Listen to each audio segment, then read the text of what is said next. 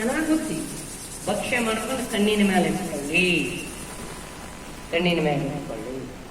ಭಕ್ಷ್ಯ ಕಣ್ಮುಂದೆ ಕೈಕೊಂಬನ್ನಿ, ಕಣ್ಣುಗಳನ್ನ ಪಳ ಪಳ ಪಳ ಪಳಪಿಸಿ. ಇದು ಹಿಂದಿನ ಹಿರಿಯರು ಮುಂಜಾನೆ ಕಣ್ಣ ಬಾಯಿ ವಾಟ್ಸಪ್ ನೋಡ್ತಿದ್ದಲ್ಲ, ಅವ್ರು ಕೈ ಉಜ್ಜಿ ಅಂಗೈ ನೋಡ್ಕೊಂಡು ನಮಸ್ಕಾರ ಮಾಡಿ ಹೇಳ್ತಿದ್ರು. ಅದನ್ನೇ ನೀವು ಮೊಬೈಲೇ ನೋಡ್ಕೊಂಡು ಕಣ್ಣು ಕಳಿಸಲ್ಲ. ಎಷ್ಟು ಸಲ ಕಣ್ಣಿಗೆ ಬಂದು ಕಣ್ಣಿಗೆ ಚಸ್ಮಾ ಬಂದು ಯಾವ ಜಡ್ ಬಂದು ನೋಡ್ರಿ ಅವಾಗ ನೋಡ್ತಾರೆ.